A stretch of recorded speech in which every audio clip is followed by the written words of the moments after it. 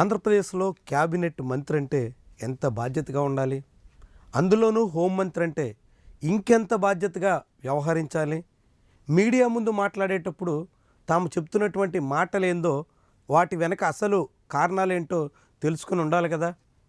ఆంధ్రప్రదేశ్ రాష్ట్ర హోంశాఖ మంత్రి వంగలపూడి అనిత ఆమె ఏం మాట్లాడారో ఒకసారి వినండి. ఇదే కొమ్మినేని శ్రీనివాస్ అన్న వ్యక్తికి సుప్రీంకోర్టులో కండిషనల్ బెయిల్ ఇచ్చారు.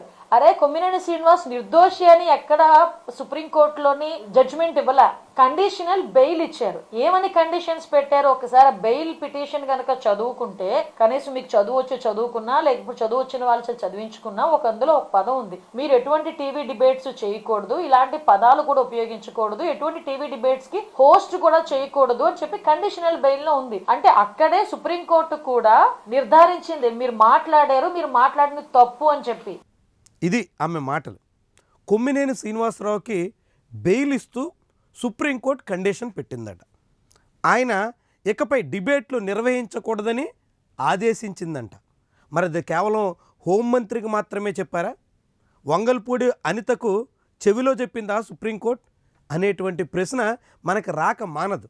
ఎందుకంటే ఆమె చెప్తున్నారు, సుప్రీంకోర్టు ఇస్తున్నటువంటి ఆర్డర్ల కాపీలు చదువుకుని ఉంటే, అందులో ఏముందో తెలుసుకుని ఉంటే అర్థమవుతుంది అని ఆమె అంటున్నారు. మరి కేవలం ఆమెకి మాత్రమే అర్థమయ్యేలాగా, ఆమెకి మాత్రమే తెలిసేలాగా సుప్రీంకోర్టు ప్రత్యేకంగా ఏమైనా చెప్పిందా?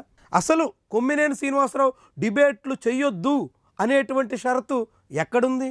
సుప్రీంకోర్టు ఆ కేసులో అరెస్టు వరకు వెళ్ళినటువంటి ఉదంతం మీద చాలా సీరియస్గా స్పందిస్తూ ద్విసభ్య బెంచ్ ఇచ్చినటువంటి ఆదేశాల్లో ఎక్కడ డిస్కషన్స్ కానీ డిబేట్స్ కానీ పెట్టకూడదు అనేటువంటి ఆర్డర్ లేదు. అయినా హోంమంత్రి మాత్రం ఓ అడుగు ముందుకేసి లేని ఆర్డర్ని ఏకంగా దేశ అత్యున్నత న్యాయస్థానం చెప్పింది అనేటువంటి రీతిలో సూత్రీకరిస్తున్నారంటే ఏమనాలి? ఇది అవగాహన లోపమా, అత్యుత్సాహమా, తనకేది తెలియకపోయినా అంతా తెలిసన్నట్టు సూత్రీకరించే ప్రయత్నమా? ఆంధ్రప్రదేశ్లో మీడియా గొంతు నొక్కే ప్రయత్నం ఆంధ్రప్రదేశ్ కూటమి ప్రభుత్వం చేస్తోంది అంటూ ఇటీవల హైదరాబాద్లో సీనియర్ జర్నలిస్టుల రౌండ్ టేబుల్ సమావేశంలో కూడా అభిప్రాయం వ్యక్తమైంది.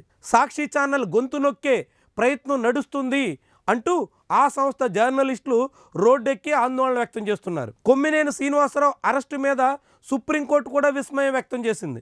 నవ్వినందుకు కేసులు పెడతారా, నవ్వినందుకు అరెస్టులు చేస్తారా అంటూ కూడా ప్రశ్నించింది. తాము కేసుల విచారణ సందర్భంగా రోజు నవ్వుతూనే ఉంటామని బెంచ్ కూడా వ్యాఖ్యానించింది. ఇలాంటి పరిస్థితుల్లో ఆంధ్రప్రదేశ్ ప్రభుత్వ తీరు, ముఖ్యంగా పోలీసు యంత్రాంగం తీరుంటే ఆ శాఖకి బాధ్యతగా ఉన్న మంత్రి వంగలపూడి అనిత ఈ రీతిలో కొత్త సూత్రీకరణలు, కొత్త వ్యవహారాలు, కొత్త వాదనలు మీడియా ముందుకు తీసుకొస్తున్నటువంటి వైనం మాత్రం అత్యంత విస్మయకరంగా ఉంది. తాను మంత్రినని, తాను మాట్లాడే మాట చాలా బాధ్యతగా ఉండాలని ఆమె మర్చిపోయినట్టుగా కనిపిస్తోంది. సుప్రీంకోర్టుకే కొత్త అర్థాలు చెప్పేలా, సుప్రీంకోర్టు ఆదేశాలకే కొత్త భాష్యాలు అద్దేలా ఆంధ్రప్రదేశ్ హోంశాఖ మంత్రి వ్యవహరిస్తున్నటువంటి వైనం పలు విమర్శలకు కారణమవుతుంది. మరి ఆమె తీరు ఎప్పటికైనా మార్చుకుంటారా, లేకుంటే నోటికి ఏదొస్తే అదే చెప్దాం, ఎప్పుడు ఏది మాట్లాడినా చెల్లిపోతుంది, ఎట్టయినా నడిచిపోతుంది అనేటువంటి ధోరణిని కొనసాగిస్తారా? ఇదే ముఖ్యమైనటువంటి అంశం.